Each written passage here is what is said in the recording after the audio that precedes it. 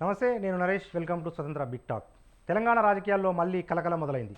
ఎన్నికలు ముగిసి 2 నెలలు కూడా గడవకముందే జంపింగ్ ఊహాగానాలు మొదలవుతున్నాయి. బీఆర్ఎస్కు చెందిన 4 ఎమ్మెల్యేలు ముఖ్యమంత్రి రేవంత్ రెడ్డిని కలవడం రాజకీయ వర్గాల్లో హాట్ టాపిక్గా మారింది.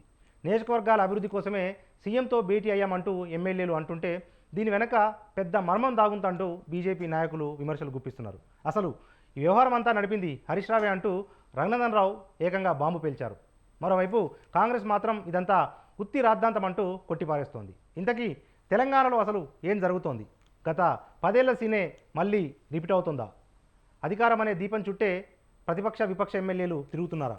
తాజా భేటీ నిజంగానే అభివృద్ధి కోసమేనా, లేక ఇది కూడా అదేనా? ఇదే అంశంపై ఇవాల్టి బిగ్ టాక్లో చర్చిద్దాం.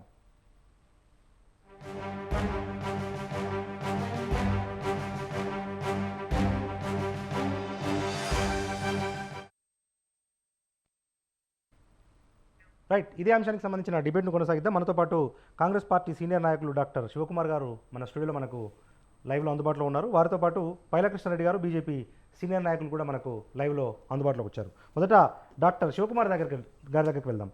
శివకుమార్ గారు నమస్తే అండి. నమస్తే. ఏంటి ఎన్నికల ముందు మా ఎమ్మెల్యేలను కొనుగోలు చేశారు, మా ఎమ్మెల్యేలను తీసుకున్నారు అని చెప్పి విమర్శ చేసిన కాంగ్రెస్ పార్టీ నిన్న కొంతమంది బీఆర్ఎస్ ఎమ్మెల్యేలతో ముఖ్యమంత్రి రేవంత్ రెడ్డి భేటీ అయ్యారు. ఏంటి వాళ్ళని మీ వైపు తిప్పుకునే ప్రయత్నమేనా అది? ముందుగా స్వతంత్ర టీవీ ప్రేక్షకులకు, మీకు ప్యానల్లో ఉన్న వారికి నమస్కారం. అయితే ఇప్పుడు ఉన్న పరిస్థితుల్లో వాళ్ళు ముఖ్యమంత్రి గారు మొన్నటి వరకు దావూస్ పర్యటనకు వెళ్ళడం జరిగింది. అది వచ్చిన తర్వాత ఈ 45 రోజుల్లో ఏదైతే 1.5 మంత్లో ఎవరు కూడా ముఖ్యమంత్రిని మిగతా వాళ్ళు ఆపోజిషన్ పార్టీ కానీ మిగతా వాళ్ళు కలవలేదు. ఒకవేళ ఆ రకంగా వచ్చిండ్రు అంటే కూడా సరే, నో ప్రాబ్లం, ఎందుకంటే వాళ్ళ అభివృద్ధి అంటున్నారు కాబట్టి మనం మీడియాలో చూసినంత మటుకు. అది కాకుండా పార్టీ పరంగా అయితే ఇప్పుడైతే అటువంటి కాంగ్రెస్ పార్టీకి అటువంటి ఆలోచన లేదు. కానీ బీఆర్ఎస్ వాళ్ళు ఏదైతే 100 రోజుల్లోపు మేము కాంగ్రెస్ పార్టీని మట్టి కరుస్తామంటే మటుకు ముఖ్యమంత్రి గారు రేవంత్ రెడ్డి గారు, కాంగ్రెస్ పార్టీ మంత్రులు అందరూ కూడా, శ్రేణులు కూడా రెడీగా ఉన్నారు. రేపు ఆట మొదలు మీరు పెడితే దాని అంతం మేము చూపిస్తామనేది ఆ దిశకైతే కాంగ్రెస్ పార్టీ ఉంది. వాళ్ళకేం భయపడేది ఏం లేదు. మొత్తానికి మొన్న జరిగినది మామూలుగా మర్యాదపూర్వకంగా అనేది ఒక నడుస్తుంది కాబట్టి అంతే మటుకు. కానీ వాళ్ళు ఏదో పార్టీలో వచ్చేస్తారు, లేకపోతే బీఆర్ఎస్ చేసిన స్టైల్లోనే కాంగ్రెస్ పార్టీ చేయాలని ఎక్కడ లేదు. ఆల్రెడీ ముఖ్యమంత్రి గారు మొన్న అసెంబ్లీలో కూడా చెప్పడం జరిగింది, మేము పాలకులం కాదు సేవకులము అనేది కూడా ఒకటి చెప్పడం జరిగింది. దాని తర్వాత మీ ప్రజలు ఇచ్చిన మ్యాండేట్తోని ఖచ్చితంగా ప్రభుత్వం సాఫీగా సజావుగా జరపడానికి అన్ని రకాలుగా ప్రయత్నాలు చేస్తున్నారు. ఏమి ఇబ్బంది లేదు. ఒకవేళ వాళ్ళు ఈ హరీష్ రావు కానీ లేకపోతే కేటీఆర్ కానీ వాళ్ళు కొట్లాడిన దానికి కేసీఆర్ కింద పడిండు, ఆ తొంటి ఇరిగింది, అదొక అపోహతో నడుస్తుంది. వాళ్ళంతలో వాళ్ళే అని తిట్టిపించుకుంటున్న సమయం వాళ్ళు క్రియేటివిటీ చేస్తున్నారు. ఎందుకంటే పులి లోపల ఉంది, బయట వస్తుంది అంటున్నారు. పులి బయట వస్తుంది అంటే బోన్ రెడీ ఉంది పులికి, బోన్లు వేస్తామని చెప్పి రేవంత్ రెడ్డి గారు అన్నాడు. ఇది జరుగుతుంది. రైట్, అదే శివకుమార్ గారు, అంటే వాళ్ళు కలిసిన ఎమ్మెల్యేలు చెప్పేది ఏంటంటే మాకు ప్రోటోకాల్ పాటించట్లేదు ప్రభుత్వము, మేము ఎమ్మెల్యేలుగా ఉన్న మా నియోజకవర్గాల్లో కూడా మమ్మల్ని పిలవకుండా అధికారిక కార్యక్రమాలు నిర్వహిస్తూ ఉన్నారు, ఓటమి పాలైన నాయకులను ముందు పెట్టి ప్రభుత్వ కార్యక్రమాలు చేస్తూ ఉన్నారు. ఏంటి ఇది? నిబంధనలకు విరుద్ధము, ప్రోటోకాల్కు విరుద్ధము. ఎమ్మెల్యేలు అంటే ప్రభుత్వానికి గౌరవం లేదా అని వారు ప్రధానంగా ప్రశ్నిస్తూ ఉన్నారు. అంటే వాళ్ళకి 9.5 సంవత్సరాలు ప్రోటోకాల్ గుర్తురాలే, లేకపోతే ప్రభుత్వ విధానాలు ఎట్లుంటాయనేది గుర్తురాలే, లేకపోతే గెలిచిన వాళ్ళకి మర్యాద ఎట్లు ఇవ్వాలనేది చిన్న పెద్ద మర్యాద లేకుండా మాట్లాడింది, అవన్నీ మర్చిపోయినారు. ఇప్పుడు కాంగ్రెస్ పార్టీ రాగానే వాళ్ళకి ప్రోటోకాల్ గుర్తొస్తుంది, లేకపోతే చిన్న పెద్ద గుర్తొస్తుంది, మంచి మర్యాద గుర్తొస్తుంది. ఈరోజు అసెంబ్లీలో వాళ్ళకి గతంలో ఉమ్మడి ఆంధ్రప్రదేశ్ ఉన్నప్పుడు ఎంతైతే ఉందాగా జరిగిందో అంతకంటే కూడా ఈ మొన్న జరిగిన అసెంబ్లీ అంత ఉందాగా నడిపేయడం జరిగింది. గతంలో లాగా వీళ్ళలాగా తిట్టుకోవడం కానీ అది ఇది చేసింది ఏం లేదు కదండి. అది పరిస్థితుల్లో ఏమంటే మొత్తానికి వాళ్ళు ఎవరైతే వాళ్ళ నియోజకవర్గంలో ఏమైనా అభివృద్ధి పనులు ఉన్నాయి వాళ్ళకి ఖచ్చితంగా ఆ నియోజకవర్గంగా వాళ్ళకి ఇట్లా ఉంటే మటుకు వాళ్ళకి ఖచ్చితంగా ఇన్ఫర్మేషన్ ఉంటుంది. వాళ్ళు ప్రోగ్రాంలో ఇన్వాల్వ్ అయితే వాళ్ళ ఇష్టం, ఒకవేళ కాదు అనుకుంటే వాళ్ళ ఇష్టం. అది దానికి కాంగ్రెస్ పార్టీ దానికి ఏం బాధ్యులు కాదు. రైట్. మనతో పాటు రజితారెడ్డి గారు బీఆర్ఎస్ రాష్ట్ర నాయకులు కూడా మనకు డిబేట్లో జాయిన్ అయ్యారు. అంతకుముందు మనం పైలకృష్ణారెడ్డి గారి దగ్గర వెళ్దాం, బీజేపీ రాష్ట్ర నాయకులు. పైలకృష్ణారెడ్డి గారు నమస్తే అండి. నమస్కారం అండి. రైట్, మెదక్ జిల్లాకు చెందిన ఒక 4 ఎమ్మెల్యేలు ఆ నియోజకవర్గ అభివృద్ధి కోసమో లేకపోతే ప్రోటోకాల్ వ్యవహారం చర్చించేందుకు ముఖ్యమంత్రిని భేటీ కాగానే బీజేపీ తీవ్ర స్థాయిలో స్పందించింది. ఏకంగా వీరి వెనక హరీష్ రావు ఉన్నారు, వారిని కాంగ్రెస్ పార్టీలోకి పంపించే ప్రయత్నం జరుగుతూ ఉంది. రాష్ట్రంలో బీఆర్ఎస్ కాంగ్రెస్ ఒకటే అన్నట్టుగా రఘునందన్ రావు గారు మాట్లాడారు. బీజేపీ నాయకులు కూడా మాట్లాడుతూ ఉన్నారు. ఏంటి మీ దగ్గర ఏమైనా సమాచారం ఉందా, లేకపోతే కేవలం ఇది రాజకీయపరమైన ఆరోపణగానే అనుకోవాల్సి ఉంటుందా? ముందుగా మీకు స్వతంత్ర టీవీ ఛానల్ ప్రేక్షకులకు అలాగే ఈ డిబేట్లో పార్టిసిపేట్ చేసుకుంటున్న వ్యక్తులందరికీ నా నమస్కారాలు తెలియజేసుకుంటూ, ఏదైతే మా రఘునందన్ రావు గారు మాట్లాడారో, మా బీజేపీ మాట్లాడుతుందో అది పూర్తి సమాచారం ఒకటి మాట్లాడుతున్నాము. గత బీఆర్ఎస్ ఓడిపోయిన దగ్గర నుంచి అంతర్గతంగా మనము అసెంబ్లీలో కూడా చూసాము. అసెంబ్లీ ఎలక్షన్స్ కంటే ముందు కూడా బీఆర్ఎస్లో చిన్న అలజడి జరుగుతుండేది. ఏంటంటే అది కేటీఆర్ ఒక దగ్గర పోయి ప్రారంభోత్సవాలు చేస్తే హరీష్ రావు ఒక దగ్గర చేస్తుండే. అసెంబ్లీలో కూడా మీరు మొన్న చూస్తే హరీష్ రావు మాట్లాడితే కేటీఆర్ మాట్లాడతారు, కేటీఆర్ గారు మాట్లాడితే హరీష్ రావు గారు మాట్లాడతారు. ఇది ఆధిపత్య ఎవరికి వాళ్ళు పార్టీ మీద పట్టు సాధించడానికని చేస్తున్న ఎత్తుగడలో భాగంగానే మన అసెంబ్లీలో జరిగిన వాళ్ళ తంతును చూసాము. ఏదో అధికార పక్షం మీద ఎవరెక్కువ దాడి చేశారనేది చూయించుకోవడానికే కానీ వాళ్ళు వాస్తవాల దగ్గరికి పోలేరని తెలియజేస్తున్నాను. మరో ముఖ్య విషయం, నిన్న కలిసిన 4 ఎమ్మెల్యేలు కూడా ఒకటే జిల్లాకు సంబంధించిన వాళ్ళు డైరెక్ట్ ముఖ్యమంత్రిగా కాకుండా పత్రికా ముఖంగా, మీడియా ఛానళ్ల ముఖ్యంగా జరుగుతున్న ప్రోటోకాల్ వివాదాలను కానీ, జరుగుతున్న వాళ్ళకి ఎమ్మెల్యేలకు ఇవ్వాల్సిన గౌరవ మర్యాదలు ఇవ్వకుండా అధికారులు కానీ, అధికార పక్షం కానీ చేస్తుంటే పత్రికా ముఖంగా ఫస్ట్ ప్రభుత్వాన్ని నిలదీయాల్సింది పోయి వీళ్ళు పోయి అక్కడకు మాట్లాడారంటే దీన్ని ఏదో లోపాయికారిగా జరుగుతుంది. గత ఎలక్షన్లో కూడా మేము మాట్లాడాము. ఏ ఒక్క ప్రచారంలోకి వెళ్ళినా కానీ కాంగ్రెస్కు ఓటేస్తే అది బీఆర్ఎస్ కేసినట్టే, బీఆర్ఎస్ కేస్తే కాంగ్రెస్ కేసినట్టే అని చెప్పాము. అది ఈరోజు అది నిరూపితమవుతుంది. దాన్ని ఈ యొక్క పరిణామాలతోటి నిన్న మాకొచ్చిన ఈ ఒక హాఫ్ అన్ అవర్ ముందు, గంట ముందు నుంచి కూడా మాకు సమాచారం వస్తుంది. వీళ్ళు ప్రెస్ మీట్ పెట్టిన తర్వాత అసలు ఎందుకు మళ్ళీ టిఆర్ఎస్ ఎమ్మెల్యేలు బ్యాక్ అయి ప్రెస్ మీట్ పెట్టారంటే, ఎంతో కొంత ఇంకా సమయం ఉంది కదా, మనం తొందరపడేందుకు, పార్లమెంట్ ఎలక్షన్ ముందు ఇలాంటి రిస్క్ తీసుకోవద్దు, పార్లమెంట్ ఎలక్షన్ల తర్వాత ఈ యొక్క తతంగాన్ని అంతా నడుపుదామని చెప్పేసి కాంగ్రెస్ పార్టీ వెనకపోవడంతో ఎమ్మెల్యేలు ఎమ్మటే వారు చేసిన తప్పును దిద్దుకోవడానికి అని చెప్పేసి ఏం చేశారు, ఇమ్మీడియట్లీ ప్రెస్ మీట్ పెట్టి మేము అభివృద్ధి గురించి కలిసాము, జరుగుతున్న అన్యాయం గురించి కలిసాము, ప్రభుత్వం వచ్చి నెల రోజులు కూడా కాలేదు, వాళ్ళు అధికారుల బదలాయింపు కూడా జరగలేదు, వాళ్ళకు అనుకూలమైన అధికారులను కూడా పెట్టుకోలేరు, ఏమీ జరగకుండా ఇప్పుడు ఏదైతే పోయిన ఎమ్మెల్యేలు గతంలో ఆ నియోజకవర్గంలో ప్రాతినిధ్యం వహిస్తున్నారు, ఆ ప్రాతినిధ్యం వహిస్తున్న నియోజకవర్గంలో వీళ్ళు నియమించిన అధికారులే ఈ రోజు ఉన్నారు. వీళ్ళు ఇది మాట్లాడుతున్నారంటే తెలంగాణ సమాజాన్ని, అలాగే ఆ యొక్క పార్టీ నాయకులను కానీ మిగిలిన వ్యక్తులందరినీ తప్పుదారి పట్టించే ప్రయత్నంగా ప్రెస్ మీట్ పెట్టారు తప్ప ఈ లోపాయికార్య ఒప్పందం ఉంది. అయితే కాంగ్రెస్ వాళ్ళు బీఆర్ఎస్ గుంస్తుందా, బీఆర్ఎస్ కాంగ్రెస్ గుంస్తుందా, ఇది 6 నెలల గవర్నమెంట్ అనేది నడుస్తుంది. మరి అది ఎటు పోయి ఎటు తిరుగుతుంది, ఏం జరుగుతుంది అనేది మనం రాబోయే రోజుల్లో తీవ్ర పరిణామాలను చూడాల్సి వస్తుంది. 5 ఏళ్ళు ఈ ప్రభుత్వం కొనసాగుతుందా లేదా అనేది కూడా ఆ పార్టీలోనే ఉన్న కొంతమంది వ్యక్తులు మాతో షేర్ చేసుకోవడం, అన్నా ఇదంతా ఏంది విషయము, ఎవరికి వాళ్ళు పోతున్నారు, ఒకరికి కోఆర్డినేషన్ లేదు, ఎవరంతల వాళ్ళు ఆధిపత్య ధోరణిలోనే పోతున్నారు తప్ప సమిష్టి నిర్ణయాల ప్రకారం పోతనే జరుగుతున్న నిర్ణయాల మీద ఎంపటే వెనకకు రావడం కానీ, ఈ బస్సు ప్రయాణంలో కానీ, ఏదైతే ముఖ్యమంత్రి ఫస్ట్ ప్రగతి భవన్ లోనే ఉంటానంటే అక్కడ కాదు, మల్లు బట్టి విక్రమార్క నేనే ఉంటానని చెప్పేసి అక్కడికి వెళ్ళాడని చెప్పేసి తెలిసింది.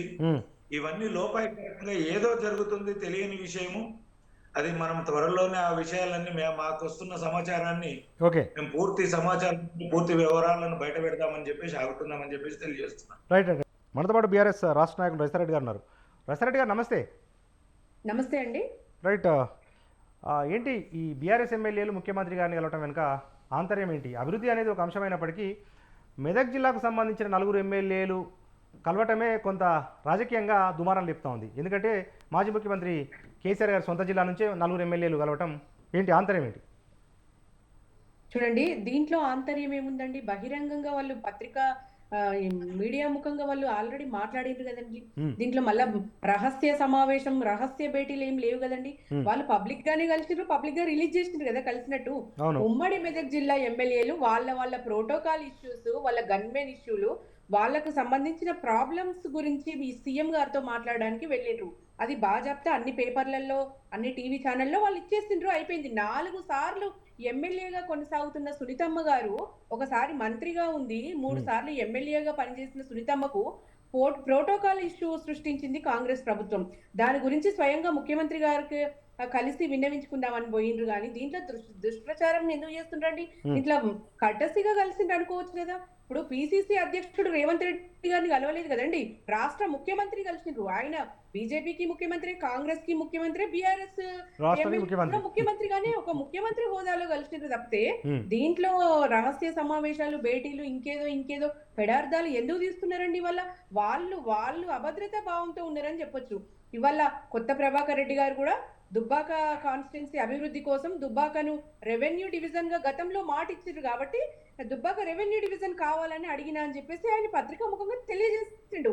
తెలంగాణ రాష్ట్రానికి సీఎం ని కలిసినందుకు వీళ్ళు ఎందుకు ఇట్లా అభద్రతా భావంతో ఇట్లాంటి నెగిటివ్ ప్రచారం చేస్తుంటారు అనేది వీళ్ళు ఇచ్చిన గ్యారంటీల మీద దృష్టి పెట్టకుండా గత ప్రభుత్వ లోపాలను ఇవాళ సక్సెస్ఫుల్ గా గెలిచిన ఎమ్మెల్యేలండి మా వాళ్ళు. నిబద్ధత, క్రమశిక్షణ కలిగిన మా ఎమ్మెల్యేలు ప్రజా సమస్యల కోసం పోయి సీఎం ని కలిస్తే వాళ్ళు ఎందుకు పెడార్థాలు తీస్తున్నారు అనేది నా క్వశ్చన్. ఇలా సీఎం హోదాలో రేవంత్ రెడ్డి గారు బీజేపీ లీడర్లను కలుస్తలేరా అండి? మరి మొన్న ఢిల్లీకి పోయి బీజేపీ లీడర్లను కలిసింది కదా, మరి దానికి ఏం సమాధానాలు చెప్తారు చెప్పండి కాంగ్రెస్ వాళ్ళు? అది చాలా తప్పు ముచ్చటండి. ఎవరైనా సీఎం హోదాలో కలవచ్చు. రేపు పొద్దుగాల ఆయన ఏమో ప్రజాపాలన పెట్టి ప్రజలనే కలుస్తా అన్న ముఖ్యమంత్రి గారు కదండి. రేపు పొద్దున 6 హామీలు ఇవ్వకపోతే మేము కూడా పోయి కలుస్తాం, బీఆర్ఎస్ లీడర్ల ముందుంటామండి.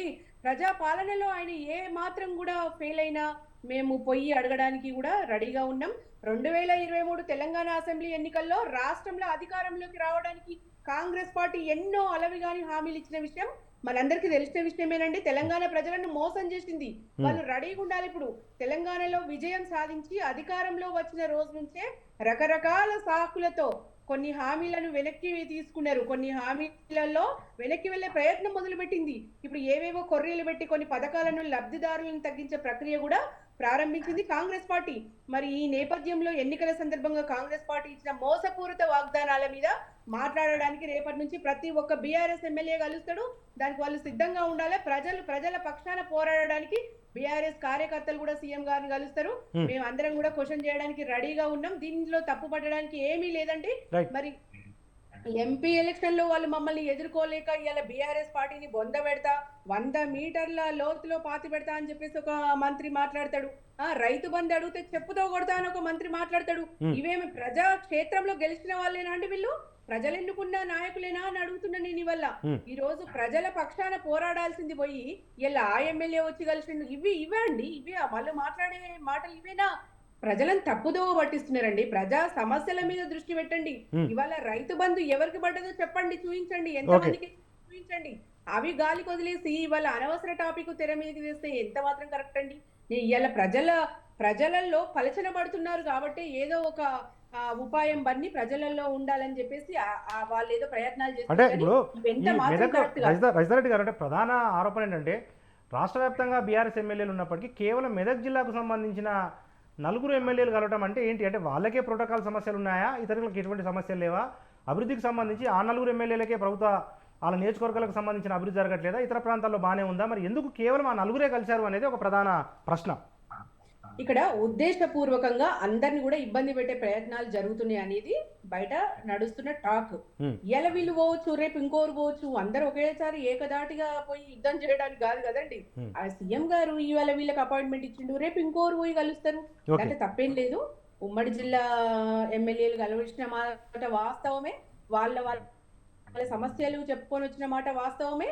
వాళ్ళు ప్రజా సమస్యలకై పోయినరు, వాళ్ళ ప్రోటోకాల్ ఇష్యూ గురించి పోయినరు. వాళ్ళు ప్రజలు ఎన్నుకున్న ప్రజాక్షేత్రంలో గెలిచిన ఎమ్మెల్యేలండి. వాళ్ళు ఎట్లా గెలిచినారో వీళ్ళు ఎట్లా గెలిచినారు? మరి వీళ్ళకు ఎందుకు అన్యాయం జరుగుతుంది అక్కడ? Protocol issue. మరి కళ్యాణ లక్ష్మి చెక్కులు కానీ ఏవైనా ఎమ్మెల్యేలను వదిలేసుకుని ఓడిపోయిన అభ్యర్థులు వచ్చి పంచుతుంటే మరి వీళ్ళకు కూడా ఇబ్బందే కదండి ప్రజల ముందు. అవి మాట్లాడడానికే పోయినరు. రేపు పొద్దున అందరూ పోయి కలుస్తారని నేను చెప్తున్నా. ఇప్పుడు 60 ఏళ్ల సమైక్య పాలన అంతా అరిగోసం ఉండేయండి. జీవన విధ్వంసాన్ని సృష్టిస్తుంది కాంగ్రెస్ పార్టీ. ఇవన్నీ డైవర్ట్ చేయడానికే ఈ రహస్య సమావేశం అని ఇంకోటి అని చెప్పేసి పుట్టిస్తున్నారు, కానీ ఇందులో వాస్తవం ఏం లేదు. రైట్ సార్, శివకుమార్ గారు ఏం చెప్తారు? అంటే రాజకీయపరమైన అంశాలు ఏం లేవు, కేవలం వాళ్ళ నియోజకవర్గాలకు సంబంధించిన గత ఎన్నికల్లో, మొన్న జరిగిన ఎన్నికల్లో హామీ ఇచ్చారు, వాటిని ముఖ్యమంత్రి గారికి గుర్తు చేయడానికి వెళ్ళాము. దీంట్లో పెద్దగా రాజకీయాలు చూడాల్సిన అవసరం లేదు, కాంగ్రెస్ ప్రభుత్వము హామీలు అమలు చేయట్లేదు, వెనుకబడిపోయింది, దాన్ని కప్పిపుచ్చుకోవడానికే ఇటువంటి ఆరోపణలు చేస్తుంది అనేది ప్రధాన. 9.5 సంవత్సరాలల్లా వాళ్ళు ఇచ్చిన హామీ ఒక్కటి కూడా పూర్తి చేయలేదు. ఎక్కడ పడితే అక్కడ దాచుకోవడం దోసుకోవడం చేసుకున్న ప్రభుత్వం వాళ్ళు ఈ ఒక నెల 15 రోజులకే వాళ్ళకు ఇప్పుడు అన్ని గుర్తొస్తున్నాయి అంటే ఇంకా మనం ఏం మాట్లాడతాం?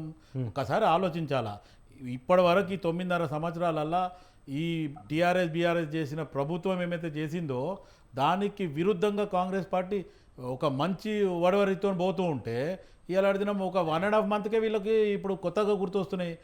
కేటీఆర్కి ఒకటి గుర్తొస్తుంది, లేకపోతే కవితకు ఒకటి గుర్తొస్తుంది, తర్వాత హరీష్ రావుకి ఇంకోటి గుర్తొస్తుంది, వీళ్ళకి ఇప్పుడు ప్రోటోకాల్ గుర్తొస్తుంది. గతంలో ప్రోటోకాల్ లేవండి.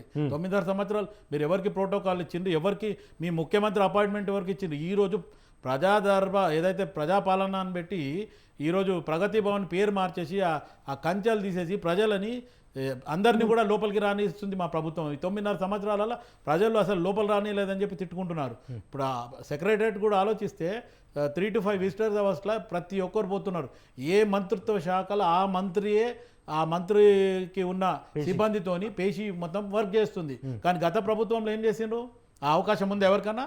ఖాళీ కేసీఆర్, కేటీఆర్, కవిత, హరీష్ రావు, ఇంకా సంతోష్ రావు, వీళ్ళు తప్ప ఇంకా ఏ మంత్రికైనా ఒక ఎమ్మెల్యేలకు, ఒక ఎమ్మెల్సీలకు, మంత్రులకు అపాయింట్మెంట్ అయిన ముఖ్యమంత్రి, అటువంటి ముఖ్యమంత్రి గురించి గొప్పలు చెప్తున్నారు వీళ్ళు. మీ గతంలో మీరు చేసింది ఏంది? మా ముఖ్యమంత్రి చేసేది ఏంది? ఈ నెల 15 రోజులలో ప్రజల్లో ఒక రకమైన సంతోషం ఉంది. ఏదైతే ఈ ప్రజాపాలన అని పెట్టి వాళ్ళ సమస్యలు, ఎంత సమస్యలు, ఈరోజు నిరుద్యోగం, యువత, వీళ్ళందరికీ కూడా మీరు చేసింది ఏంది? టీఎస్పీఎస్సీ ఏమైంది? మొత్తం ఒక్కసారి ఆలోచించండి. 9.5 సంవత్సరాలలో ప్రతి దగ్గర ఎక్కడ మోక దొరికితే అక్కడ కమిషన్లు దోచుకోవడం. ఈరోజు ప్రతి దగ్గర వాళ్ళు ఒక అవకాశం చూస్తాం. చూడండి మీరు అవకాశం. ఆల్రెడీ 100 రోజుల టైం ఇచ్చినాము. ఆల్రెడీ 6 హామీలు 2 హామీలు కంప్లీట్ అయిపోయినాయి. ఈ నెక్స్ట్ మంత్ లోపల ఇంకొక 2 హామీలు కంప్లీట్ అయిపోతాయి. మా టార్గెట్ మేము చేస్తున్నాము. ఏదైతే మంత్రిత్వ శాఖ ఉందో అది ఎప్పటికప్పుడు రివ్యూ మీటింగ్లు పెట్టింది. మీరు చేసిన ప్రతి శాఖలో రివ్యూ మీటింగ్ పెడితే మీరు చేసిన ప్రతి దగ్గర ఏ శాఖలైనా, ఈవెన్ ప్రతి ఒక్క మంత్రిత్వ శాఖల అప్పులు చేసి పెట్టిండ్రు మీరు. ప్రతి దగ్గర ఏ మంత్రిత్వ శాఖల ఇది మిగులు బడ్జెట్ ఉందనేది ఎక్కడనుందా? ప్రతి దగ్గర అప్పులు. ఆఖరికి వస్తే ఒక చైర్మన్లను పెట్టి బాడీ మెంబర్స్ కానీ లేకపోతే బోర్డు మెంబర్స్ కానీ ఏమి లేరు. ఆ చైర్మన్ని కూడా తీసుకుపోయి వేరే దగ్గర దానికి ఉన్నదాన్ని తాకట్టు పెట్టడం. అంటే ప్రతి దగ్గర మీరు ఆర్టీసీని కానీ ఇంకా దేన్ని వదిలిండ్రు? బీఆర్ఎస్ టీఆర్ఎస్ గవర్నమెంట్ వాళ్ళ పరిపాలన 9.5 సంవత్సరాల ఈరోజు అప్పుల రాష్ట్రం అయింది, మొత్తానికి బడ్జెట్ లేని రాష్ట్రం అయింది. ఈరోజు ప్రతి దగ్గర ఆ అంశాన్ని తీసుకొని ఒక సున్నితమైన అంశాన్ని కూడా ముఖ్యమంత్రి గారు కానీ ఇప్పుడు ఉన్న మంత్రులు కానీ ప్రతి ఒక్కళ్ళు అడుగు వేసి మొత్తం దాన్ని ఒక సిస్టమేటిక్గా తీసుకొచ్చి ప్రజలకు ఇచ్చిన హామీలు పూర్తి చేయాలనేది ఈరోజు ప్రభుత్వం చేస్తున్న పని. కానీ ఇక ప్రతిపక్షానికి కనీసం 100 రోజులు, ఒక 2 నెలలు 3 నెలలకు కూడా ఓపిక లేకుండా మేము చేస్తామంటే ఏం చూస్తారు? చూడండి, మేము కూడా రెడీ ఉన్నాం. రైట్. సార్, పైలకృష్ణారెడ్డి గారు కొద్ది రోజుల క్రితమే ప్రధానమంత్రి నరేంద్ర మోడీ గారిని సీఎం రేవంత్ రెడ్డి గారు కలిశారు. అప్పుడు గుర్తుకు రాని రాజకీయాలు, ముఖ్యమంత్రిగా ఉన్న రేవంత్ రెడ్డి గారిని బీఆర్ఎస్ ఎమ్మెల్యేలు కలవగానే ఎందుకు బీజేపీ ఇటువంటి ఆరోపణలు చేస్తూ ఉంది? ఇందులో ఇందాక బీఆర్ఎస్ నాయకులు మాట్లాడుతున్నారు, కాంగ్రెస్ నాయకులు మాట్లాడుతున్న విషయం ఏంటంటే విషయాన్ని పక్కదారి తీసుకెళ్తున్నారు. నరేంద్ర మోడీ గారిని కలిశారు, అది కరెక్ట్ గా ఉంది. ఇక్కడ ఉంది ఒక ప్రోటోకాల్ సిస్టమ్ ఉంది. ఇక్కడ సమస్యలు ఏంది అనేది వీళ్ళు లేవనెత్తకుండానే బయట మాట్లాడకుండా డైరెక్ట్ గా సొంత పార్టీ ఎమ్మెల్యేల అపాయింట్మెంట్లు లేకుండా పార్టీలో ఎమ్మెల్యేలకు లండన్ నుంచి కనీసమైన ఆయన విశ్రాంతి కూడా తీసుకున్నాడో లేదో తెలియకుండా వీళ్ళు వెళ్ళి కలవడము, ఇప్పటికీ కూడా నేను అదే చెప్తున్నాను. నేను ప్రశ్నించిన దానికి ఇప్పటికి కూడా బీఆర్ఎస్ నాయకులు, కాంగ్రెస్ వాళ్ళు సమాధానం చెప్పలేదు. హ్మ్. ఇప్పటికి కూడా ఉపాకలో మళ్ళా మన ఎవరైతే కొత్త ప్రభాకర్ రెడ్డి నియమించిన అధికారులే ఉన్నారు. ఏ ఒక్క అధికారి కూడా చేంజ్ కాలేదు. హ్మ్. రెండోది సునీత లక్ష్మారెడ్డి గారు కూడా అంతకుముందు బీఆర్ఎస్ ఎమ్మెల్యే మసూదన్ రెడ్డి గారు ఉంటే వారు పెట్టిన అధికారులే ఉన్నారు. ఇప్పటికీ కూడా వాళ్ళు చేంజ్ కాలేరు. కొత్త మన గూడె మైపాల్ రెడ్డి ఆయన 15 సంవత్సరాల నుంచి అక్కడనే ఉన్నాడు. అక్కడ ఉన్న అధికారులు ఇది కాలేదు. వీరు పెట్టిన అధికారులే వాళ్ళే మాకు ప్రోటోకాల్ సిస్టమ్ ఇస్తలేరు అని చెప్పేసి, ప్రోటోకాల్ ఇది చేస్తలేరు అని చెప్పేసి మాట్లాడడం అది కరెక్ట్ కాదు. హ్మ్. పత్రికా మూర్ఖంగా డిమాండ్ చేయాల్సింది ఇట్లా చేస్తున్నారు అధికారులు, ప్రభుత్వం కరెక్ట్ విధానంలో నడుస్తలేదని ప్రభుత్వాన్ని నిలదీయాల్సిన సమయంలో వీళ్ళు వెళ్ళి కలిచారంటే దాని వెనకాల ఏదో ఒకటి ఉంటుంది. ప్రతిపక్షం అంటేనే నిలదీయాలి, ప్రభుత్వం తప్పులు చేసేది పోయి అడగడానికి కాదు కదా. హ్మ్. అక్కడ వాళ్ళు చేశారు. రెండో అంశం ఏమొస్తుంది, అక్కడ మాట్లాడింది తెల్లారించి వీళ్ళు ప్రెస్ మీట్ పెట్టారు. హ్మ్. ఇంకొక అంశము, ఈ నలుగురు ఎమ్మెల్యేలు కేసీఆర్ రేవంత్ రెడ్డి గారి దగ్గరికి వెళ్తున్న విషయము హ్మ్. బీఆర్ఎస్ పార్టీలో వాళ్ళ వర్కింగ్ ప్రెసిడెంట్ కేటీఆర్ గారికి కానీ, హరీష్ రావు గారికి కానీ, లేదా వారి పార్టీ అధ్యక్షుడు కేసీఆర్ గారి తెలియజేసి వెళ్ళారా, హ్మ్. లేదా అసెంబ్లీలో ఏదైతే ఉన్నదో ఫ్లోర్ లీడర్ ఉన్నారు వీళ్ళకు వాళ్ళకు చెప్పారా, విప్పు కన్నా చెప్పారా, కనీసం ఇట్లా వెళ్తున్నాం మా సమస్యలు ఉన్నాయి మేము వెళ్ళి సీఎం ను కలుస్తున్నాం అని చెప్పేసి ఎవరికైనా చెప్పారా? హ్మ్. ఎక్కడ కూడా అలాంటి చర్చ లేదు. బయట ఈ రోజు వరకు వీళ్ళు కలిసి క్లిప్పింగ్స్ బయట వచ్చేంత వరకు కూడా సమస్యలకు ఇవి జరుగుతున్నాయి నియోజకవర్గంలో అని ఏ ఒక్క ఎమ్మెల్యే మాట్లాడలేడు. నిన్న కలిసి వచ్చిన తర్వాత ఇవాళ మేము సమస్యల గురించి మాట్లాడామంటున్నాం. అది ఎంతవరకు సమంజసంగా ఉంది? అందుకనే మేము మొదటి నుంచి చెప్తున్నాము, బీఆర్ఎస్ కోటేస్తే కాంగ్రెస్ కేసినట్టే, కాంగ్రెస్ కేస్తే బీఆర్ఎస్ కేసినట్టే. హ్మ్. ఇది ఎంతసేపు ప్రభుత్వాలను నిలబెట్టుకోవడానికి వాళ్ళు 9.5 సంవత్సరాలు దోసుకున్నారు, వీళ్ళు ఎలా దోసుకోవాలి, వాళ్ళు చేసిన తప్పులను చూయించి మళ్ళీ కాంగ్రెస్ పార్టీ కూడా తప్పించుకోవాలి. హ్మ్. మా వాళ్ళు ఎందుకు వెళ్ళారని బీఆర్ఎస్ నాయకులు గట్టిగా చెప్పాలి, ప్రభుత్వాన్ని నిలదీయాలి, హ్మ్. వాళ్ళను ధర్నాలు చేయండి. హ్మ్. అక్కడ ఏదైతే ప్రోటోకాల్ పాటించకపోతే ఆ అధికారులను మీద కంప్లైంట్ చేయండి. వాళ్ళ ఐఆర్ ఆఫీసర్స్ కు ఓకే. ఏ ఒక్కరికన్నా ఇచ్చారా? Hmm. ఎస్పీకి ఇచ్చారా? ఎస్పీ కనుక పట్టించుకోలేకపోతే Hmm. కమిషనర్ కి ఇవ్వండి, కమిషనర్ పట్టుకోవాలి డీజీపీ ఆఫీస్ కి ఇవ్వండి. డీజీపీ గారు పట్టించుకోకపోతే అప్పుడు ముఖ్యమంత్రి దగ్గరికి వెళ్ళండి. హ్మ్. మీరు నేరుగా ముఖ్యమంత్రికి వెళ్ళారంటే లోపాయికారి ఒప్పందము ఆల్రెడీ మొన్ననే చూసాము. ఎమ్మెల్యే వెళ్ళడము, కొంతమంది ఎమ్మెల్యేల మాటకు కాంగ్రెస్ పార్టీలో కూడా లుక్కలు ఉన్నాయి. ఒక 20 మంది కనుక అక్కడి నుంచి వస్తే మేము ఒక సపరేట్ అయ్యి రేవంత్ రెడ్డి గారిని పక్కకు దించేసి మేమే అవుదాం అనేది కూడా హ్మ్. ఒక వర్గం ప్రయత్నం చేస్తుంది అనేది ఇది. అందుకనే నేను ఇంతకు ముందు కూడా చెప్పాను, మనం ఒక 6 నెలలు ఈ రాజకీయ తెలంగాణలో అనూన్యమైన మార్పులు వస్తున్న సమాచారము ఓకే. కదలికుంది, ఎలా చూస్తున్నాము హ్మ్. అవన్నీ కూడా మనం అందుకనే మా కరీంనగర్ రైట్. పరిణామాన్ని పత్రికా ముఖంగా చెప్పారు. హ్మ్. బీఆర్ఎస్ చేస్తున్నది ఏంది, కాంగ్రెస్ దానికి ఎంబట విరుగుడు చేసుకోవాలని చెప్పేసి వాళ్ళ ప్రయత్నంలో భాగంగానే కలిసారని చెప్పేసి తెలియదు. రైట్ రైట్ రైట్ రజితారెడ్డి గారు, ఇప్పుడు మీరు రాష్ట్ర ముఖ్యమంత్రి రేవంత్ రెడ్డి గారిని బీఆర్ఎస్ ఎమ్మెల్యేలు కలవటం పట్ల రాజకీయాలు ఏం లేవు, పెడార్థాలు చూడాల్సిన అవసరం లేదని చెప్పి మీరు చెప్తా ఉన్నారు. కానీ మీ వర్కింగ్ ప్రెసిడెంట్ ఏమన్నా ప్రధాని నరేంద్ర మోడీ గారిని సీఎం రేవంత్ రెడ్డి గారు కలవగానే తెలంగాణ ఏక్నాథ్ షిండే కాబోతున్నారు, అందుకే వారిద్దరి మధ్య చర్చలు జరిగాయి అన్నట్టుగా మాట్లాడారు. ఏంటి మరి మీరెందుకు పెడార్థాలు తీస్తా ఉన్నారు? ప్రధాని సీఎం అవునండి. భేటీ. అవునండి, ఒక సీఎం హోదాలో ఉండి కలవడము అది డెఫినెట్ గా చర్చనీయాంశంగానే ఉంటుంది. ఆయన ఒక రాష్ట్ర సీఎం గా పోయి కలిసిండు, పిసిసి అధ్యక్షుడిగా పోయి కలిస్తే ఇంత రాద్ధాంతం ఉండకపోయేదేమో. మరి ఆయన కలిసినప్పుడు ఒక మాట, మరి ఇంకోరు అట్లా. మా సీఎం గారు ఎప్పుడైనా బీజేపీ అభ్యర్థుల దగ్గరికి పోయి కలిసిన దాఖలాలు ఉన్నాయండి? మేము ఏదైనా రాష్ట్ర ప్రయోజనాల దృష్ట్యా రాష్ట్రంలోనే కొట్లాడినాం, కానీ మేము ఏ యొక్క బీజేపీ మిత్రులను కానీ బీజేపీ పెద్ద స్థాయిలో ఉన్న వ్యక్తులను కానీ కలిసిన దాఖలాలు లేవు. ఈ రోజు సీఎం గా ఎలక్ట్ అయిన వెంటనే పోయి బీజేపీ ముఖ్య నేతలతో భేటీ అవ్వడం అనేది డెఫినెట్ గా చర్చనీయాంశమే అండి. అవి సరే, అది వేరే విషయం. ఈ రోజు మా ఎమ్మెల్యేలు పోయి కలిస్తే మీ వర్కింగ్ ప్రెసిడెంట్ గారికి తెలుసా అంటే తెలుసు డెఫినెట్ గా. ఇలా ముఖ్యమంత్రి గారిని పోయి అడిగే అర్హత వీళ్ళకి లేదా అండి? చెప్పలేదే అనుకోండి, ఎందుకు చెప్పాలి? ఇవాళ వాళ్ళు ఏదో తప్పు చేస్తున్నారా?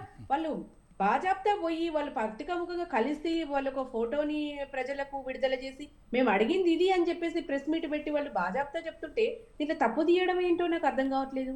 వాళ్ళు ఇలా ప్రజా పక్షాన పోయి కలిసిండ్రు కదండి, పర్సనల్ పనులకు పోలేదు కదా. చూడండి, వాళ్ళు నిజంగానే ఇలా రహస్య భేటీ అయితే వాళ్ళు బయటకే రాకపోవు, ఆ చర్చ బయటకే రాకపోవు, వాళ్ళు కలిసినట్టు ప్రజలకు తెలియకపోతుండే. ఇవాళ వాళ్ళు ప్రజా సమస్యల కోసం, వాళ్ళ పర్సనల్ వాళ్ళు ఫేస్ చేస్తున్న ప్రాబ్లమ్స్ కోసం పోయిండ్రు కాబట్టి వాళ్ళు బయట బాజాప్తా పెట్టుకున్నారు. దీంట్లో పెడార్థాలు ఏంటండి? రాష్ట్రంలో ఇంకేం సమస్యలు లేవా అండి?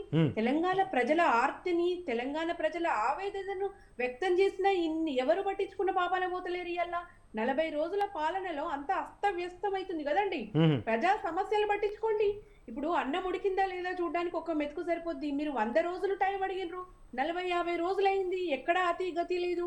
మీరు అవన్నీ వదిలేసుకుని ఈయన కలిసిన ఇదేం పద్ధతి అండి? అసలు నేను నిజంగా ఒక సామాన్య సగటు మహిళగా చాలా ఆశ్చర్యపోతున్నాను. అసలైన విషయాలు వదిలేసి గాలి విషయాలు మాట్లాడేది ఒక పెద్ద స్థాయిలో ఉన్న వ్యక్తులు అనేది కొద్దిగా చర్చనీయాంశమే. ఇది ఇక కండ్లల్లో నీళ్ళు ఇంకిపోయే పరిస్థితుల్లో పిడికిలి బిగించి ఉద్యమాన్ని రగిలించి ఇలా తెలంగాణను ఈ స్థాయికి తీసుకొచ్చిన రథసారథి కేసీఆర్ గారు ఉండగా బ్రహ్మాండంగా ఉన్న బీఆర్ఎస్ పార్టీని వదిలేసి ఎవరు పోతారు? ఏ ఎమ్మెల్యే పోతాడు? ఇలా వాళ్ళు ఫెయిల్ అయినరు.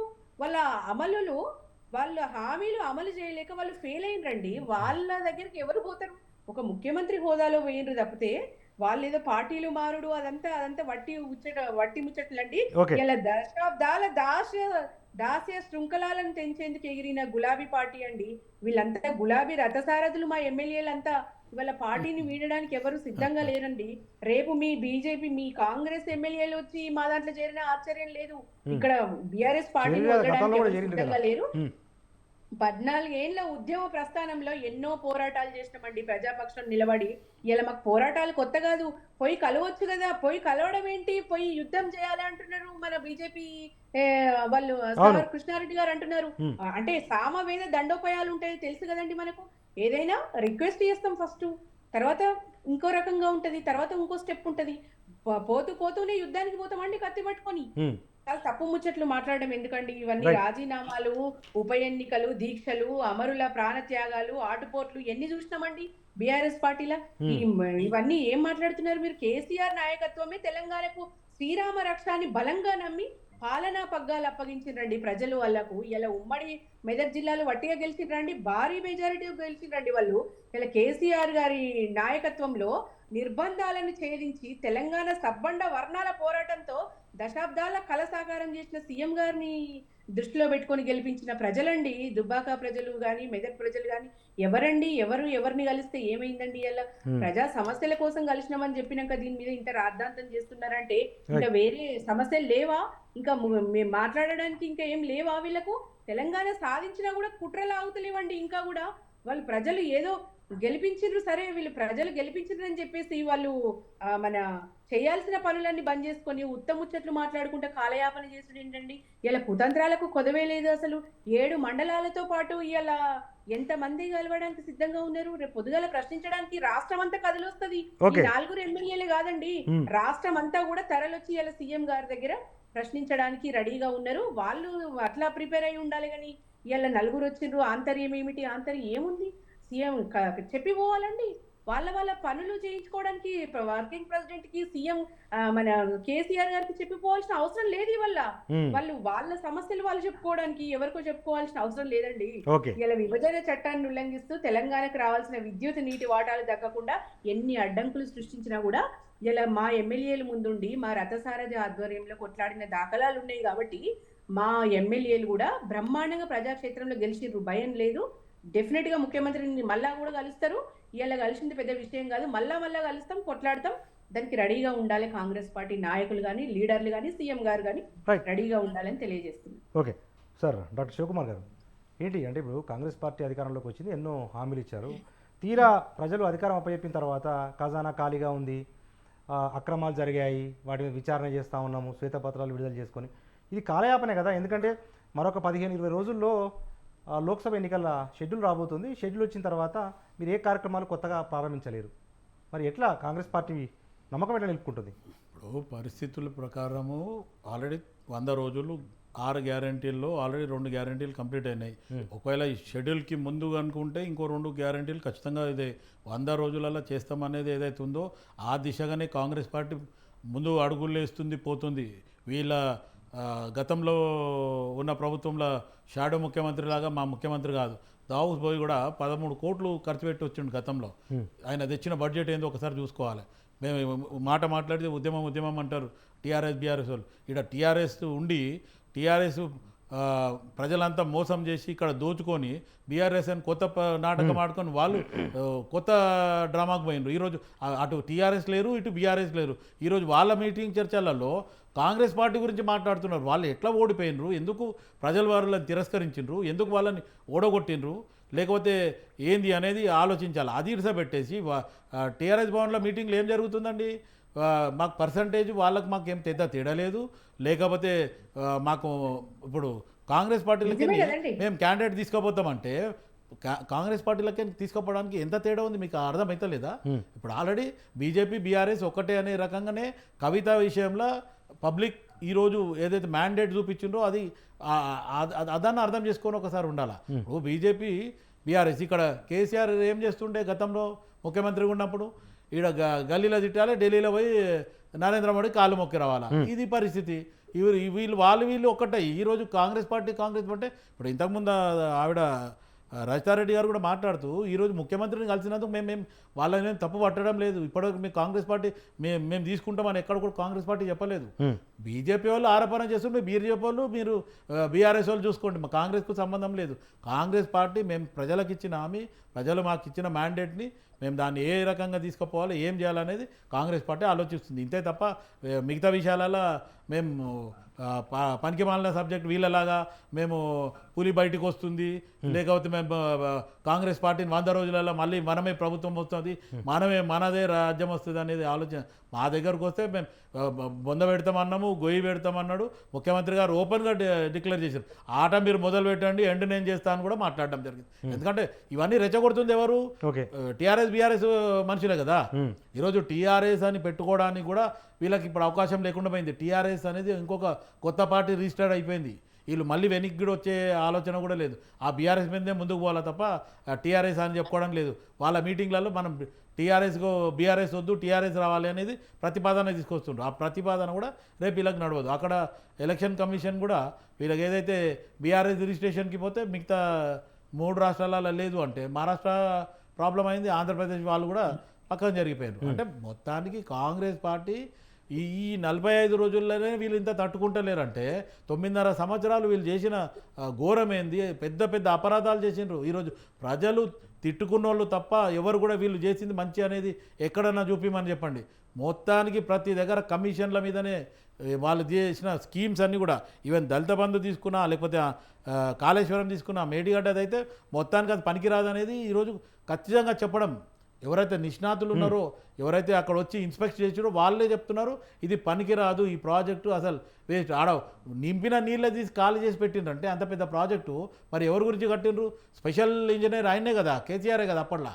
ఎవరు మాటిన్లే. ఆల్రెడీ అక్కడ పిల్లర్లు పడవు, బొంగలు పడుతున్నాయి, రేపు ప్రాబ్లం అవుతుంది అంటే మొత్తం ఉన్న లేబర్ని కూడా లీవ్ ఇచ్చి పంపించేసి వాళ్ళకి పెయిడ్ శాలరీ ఇచ్చి పంపించి వీళ్ళు వేరే వాళ్ళతో పని చేపించి ఈరోజు 4.5 సంవత్సరాల కాంగ్రెస్ పార్టీ పెట్టిన ప్రాజెక్టులు ఈరోజు ఒక్క ప్రాజెక్టుకైనా ఏమాత్రం చిన్నపాటి మరమ్మతులు అయిండి వచ్చి 100 సంవత్సరాల ఈ 4.5 సంవత్సరాలనే వీళ్ళ కాళేశ్వరం మొత్తంకి ఒక నుమాయిష్ చూపించారు గతంలో. అదే మా రాహుల్ గాంధీ గారు కానీ రేవంత్ రెడ్డి గారు మా మిగతా మంత్రులు పోయి చూస్తామంటే ఇదేమైనా ఫ్యాషన్ షో నా చూడడానికి, లేకపోతే ఇదేమైనా షోనా అని చెప్పి కవిత మాట్లాడడం అంటే ఎంత మటుకు అంటే మంచి మీరే మాట్లాడతారు, చెడు మీరే మాట్లాడతారు, అన్నీ మీకు ఇష్టం వచ్చినట్టు మాట్లాడితే తమాషా చూసుకుంటూ పోతావాలా. రైట్. అయితే శివకుమార్ గారు, ఇప్పుడు కాళేశ్వరం విషయంలోనే 1,00,000 కోట్లకు పైగా అవినీతి జరిగింది అని చెప్పి మీ ప్రభుత్వం చెప్పింది. 40 రోజులు అయిపోయింది. తీరా చూస్తే విజిలెన్స్ రిపోర్ట్లో మొత్తం 3,000 కోట్లు 4,000 కోట్లు అని చెప్పి ప్రాథమిక నివేదిక వచ్చింది. ఏంటి? అంటే ఇప్పుడు ఇక్కడ ఏదైతే మేడిగడ్డ, అన్నారం, సుంద్రిల ఈ 4 ప్రాజెక్టులుగా 4 దగ్గర కాబట్టి అది డివైడ్ అవుతుంది ఎట్లాగో. ఇప్పుడు ఇక్కడ మేడిగడ్డ దగ్గర జరిగింది ఇంత అవినీతి అనేది ఆడ అర్థమైంది. వాళ్ళు చేసిన ప్రాజెక్ట్ కూడా రేపు పనికిరాదు అని చెప్పి నిష్ణాతులందరూ కూడా ఓపెన్గా చెప్పడం జరిగింది. ఇంజనీర్లు కనీసం గతంలో కూడా ఏదైతే ఈ ప్రాజెక్ట్ స్టార్ట్ చేసేటప్పుడే ఇది ఉట్టి ప్రాజెక్ట్ అని చెప్పిండు తీన్మార్ మల్లన్న కూడా క్యూ న్యూస్ నుంచి స్టార్టింగ్లోనే చెప్పడం జరిగింది. ఇది వేస్ట్ ప్రాజెక్టు, ఇది వీళ్ళ కమిషన్ల గురించే ఈ ప్రాజెక్ట్ చేస్తుండ్రు, దీనివల్ల ఎవరికి కూడా నీళ్లు రావు ఏమి రావు అనేది చెప్పిండు. ఈరోజు 5 years తర్వాత అయితే 4.5 years తర్వాత అయితే అది నిర్ణయం అయింది కదా. ఈరోజు ఆల్రెడీ ఒక 5 to 6 పిల్లర్స్ పనికిరావు అంటే ఒక ఆ స్ట్రక్చర్ ఎట్లా నిలబడుతుంది పిల్లర్లు లేకపోతే? ఇది పరిస్థితి వీళ్ళది. ఓకే సార్, ప్రజాకృష్ణ రెడ్డి గారు పదే అంటే పాత అధికారులే ఆయా నియోజకవర్గాల్లో ఉన్నప్పటికీ ప్రోటోకాల్ సమస్య ఎందుకు ఉత్పన్నమవుతుంది అని ఒక ప్రశ్న మీరు పదే వేస్తూ ఉన్నారు. కానీ పాత అధికారులు అయినప్పుడు పాత ప్రభుత్వం, ఇప్పుడు కొత్త ప్రభుత్వం చెప్పినట్టుగానే అధికారులు వింటారు తప్ప పాత ప్రభుత్వం చెప్పినట్టుగా వినరు కదా. దాంతోపాటు మరొక ప్రధానమైన ప్రశ్న ఏంటంటే, ఒక రాష్ట్రానికి సంబంధించిన ముఖ్యమంత్రిని విపక్ష నాయకులు కలవగానే, విపక్ష ఎమ్మెల్యేలు కలవగానే ఎందుకు ఇట్లా ఈ జంపింగ్లు అనే ఒక అభిప్రాయం వ్యక్తమవుతా ఉంది. దీనికి కారణం ఏంటి అంటే బీజం ఎక్కడ పడింది? ఎందుకంటే గతంలో కూడా గత ప్రభుత్వాల హయాంలో కూడా విపక్ష ఎమ్మెల్యేలు నియోజకవర్గాల అభివృద్ధి కోసమో లేకపోతే ఏదైనా ఇతరత్ర పనుల కోసమో ముఖ్యమంత్రులను కలవడం సర్వసాధారణం. కానీ మన రాష్ట్రంలో కానీ ఒక ప్రత్యేక పరిస్థితి కనిపిస్తూ ఉంది. విపక్ష ఎమ్మెల్యే కలవగానే జంపింగ్ అయిపోతూ ఉన్నాడు, పార్టీ మారిపోతూ ఉన్నాడు అన్న ఈ ప్రశ్నలు ఎందుకు వినిపిస్తున్నాయి? ఏదానికైనా మనము ఒక ఎగ్జాంపుల్ కానీ ఉదాహరణ కానీ తీసుకుంటామండి. గతంలో కేసీఆర్ గారిని కలిసిన తర్వాత కాంగ్రెస్ ఎమ్మెల్యేలు ఎలా కలిశారు, నాయకులు ఎలా కలిశారో అదంతా మన కళ్ళ ముందు ఇప్పుడు కనబడుతుంది. అలాంటి వ్యవహారాలు ఇప్పుడు కూడా మళ్ళీ అదే పద్ధతిలో జరుగుతున్నాయి. ఇంకొక అంశం ఏంటంటే, మొదటి నుంచి వస్తాను, ఇందాక రజితారెడ్డి గారు మాట్లాడుతున్నారు, తెలంగాణ కేసీఆర్ 14 సంవత్సరాలు ఏదో చేశాము, తెలంగాణ సాధించాము, దాని గురించే అది తెలంగాణ సమాజం గుర్తించే వాళ్ళకు 9.5 సంవత్సరాలు అధికారం ఇస్తే మీరు 100 రూపాయల ఉద్యమం చేస్తే మీకు 1000 రూపాయల మందము బెనిఫిట్ జరిగేలాగా 9.5 సంవత్సరాలు మీకు అధికారాన్ని ఇస్తే తెలంగాణ రాష్ట్రాన్ని అప్పుల పాలు చేసి తెలంగాణ ఉద్యమంలో పాల్గొన్న ఏ ఒక్క నాయకుడిని గౌరవించకుండా అగౌరవపరిచి రోడ్డు మీదకి తీసుకొచ్చింది కేసీఆర్ గారు కదా. తెలంగాణ వ్యతిరేకులందరినీ పార్టీలో చేర్చుకొని మంత్రి పదవులు ఇచ్చి ఎమ్మెల్యేలను చేసిన ఘనత కానీ, కార్పొరేషన్లు ఇచ్చిన ఘనత కానీ కేసీఆర్ది కాదుగా. తెలంగాణ సమాజము సరే ఏదో ఒకటి రావాలి, ప్రెస్ మీట్ పెట్టాలి, మళ్ళీ 6 నెలలు ఫామ్ హౌస్ లో పట్టాలి, అది ఉద్యమం చేసేయండి కాదు. తెలంగాణ సమాజం చేసింది ఉద్యమం. కేసీఆర్ గారు 4 మాటలు మాట్లాడిన దానికి 9.5 సంవత్సరాలు అధికారం ఇచ్చిండ్రు. మళ్ళా గతాన్ని మీరు చెప్పకండి. ఆల్రెడీ దానికి దగ్గ ప్రతిఫలం కేసీఆర్ గారు పొందారు. మేము తెలంగాణ ఉద్యమం చేసిందని ఇంకోసారి మాట్లాడాము, అది కరెక్ట్ కాదని చెప్పేసి తెలియజేసుకుంటున్నాను. ఇంకొక అంశం, ఎమ్మెల్యేలు పోయి కలిసిండ్రు అంటే సమయము సందర్భము కొన్నిటికి ఉంటదండి. మనం ఏదైనా పొద్దున 9:30 తర్వాత పోతే ఆఫీస్ కు కరెక్ట్ గా అనుకుంటారు. అదే 6 గంటలకు పోతే ఎందుకు వచ్చిండు అనుకుంటాము, రాత్రి 9 తర్వాత పోతే ఎందుకు వచ్చిండు, దొంగతనం చేయడానికి వచ్చిండా అనుకుంటాము. ఈ టైంలో ఎలక్షన్లు, పార్లమెంట్ ఎలక్షన్లకు సంబంధించిన వ్యవహారాలు నడుస్తున్నాయి. పార్లమెంటుకు సంబంధించిన ప్రతి పార్లమెంటుకు సంబంధించిన నియోజకవర్గాల గురించి సమీక్షలు, సమావేశాలు, అలాగే ఆయా నియోజకవర్గాలలో ఎమ్మెల్యేల నియోజకవర్గాలలో కార్యకర్తలను సమాయత్తం చేయడము, పార్టీ ఏదైతే ఉనికి కోల్పోతుందో తెలంగాణలో బీఆర్ఎస్ పార్టీ దాన్ని నిలబెట్టాల్సిన కార్యాచరణ చేయాల్సిన టైంలో తెలంగాణ సమాజం కానీ, బీఆర్ఎస్ కార్యకర్తలు కానీ, బీఆర్ఎస్ నాయకులు కానీ అనుమానాలకు కూడా చూపే విధంగా వీళ్ళు చేసిన నిన్న ప్రవర్తన. నిన్న రేవంత్ రెడ్డి గారిని కలిసినప్పుడు మీరు క్లియర్ గా అబ్జర్వ్ చేయండి. ఇందాక నేను విజువల్స్ కూడా మళ్ళీ ఒకసారి అబ్జర్వ్ చేశాను. వీళ్ళ బాడీ లాంగ్వేజ్ ఏదో రేవంత్ రెడ్డి గారిని వెళ్ళి నిలదీద్దామని చెప్పేసి పోలేరు. ఇక్కడ బీఆర్ఎస్ లో ఉన్న ఆధిపత్య పోరును కాపాడుకోవడానికి, అలాగే ఒకవేళ కేసీఆర్ గారు కనుక తప్పుకుంటే పూర్తిగా కేటీఆర్ గారికి బాధ్యతలు కనుక పార్టీ బాధ్యతలు ఇస్తే కేసీఆర్ గారు నేను ఏం చేస్తానో, నా బలం ఏందో, నేను ఎంతకైనా తెగిస్తానని చెప్పడానికి హరీష్ రావు గారు ముందుకు రాలేక ఆయన ముందున్న 2, 3, 4 పావులను గదిపాడు. ఆ యొక్క పార్టీలో ఆల్రెడీ బీఆర్ఎస్ పార్టీలో అలజడి మొదలైంది. ఇందాకనే మనం రజితారెడ్డి గారిని చూస్తున్నాము. గతంలో బీఆర్ఎస్ నాయకులు ఎవరు మాట్లాడిన చర్చా వేదికలో ఫుల్ ఫైరింగ్ ఉండేది, కాన్ఫిడెన్స్ ఉండేది. ఎదుటి వ్యక్తులను ఏ రోజు కూడా వాళ్ళు సమర్థించడం కాదు కదా, ఎదుటి వ్యక్తులు మాట్లాడిన దాన్ని కూడా వాళ్ళు ఆహ్వానించే విధంగా లేకుండే, కనీసం మాటనే లేకుండే. అలాంటిది ఈ రోజు సీఎం గారిని కలిసిందంటే కూడా అందులో ఏముందండి అని చెప్పేసి మాట్లాడుతున్నారంటే ఈ అబద్ధ భావంలోకి రావడము. వాళ్ళ ఎమ్మెల్యేలు మేము గనక తప్పే అంటే గనక వాళ్ళు వెళ్తే మేము ఎక్కడ ఇబ్బందుల్లో పడతామని చెప్పేసి ఏదో విధంగా వారిని ఎమ్మెల్యేలను సమర్థించడానికే ప్రయత్నం చేస్తున్నారు. కానీ సమస్యను ప్రభుత్వం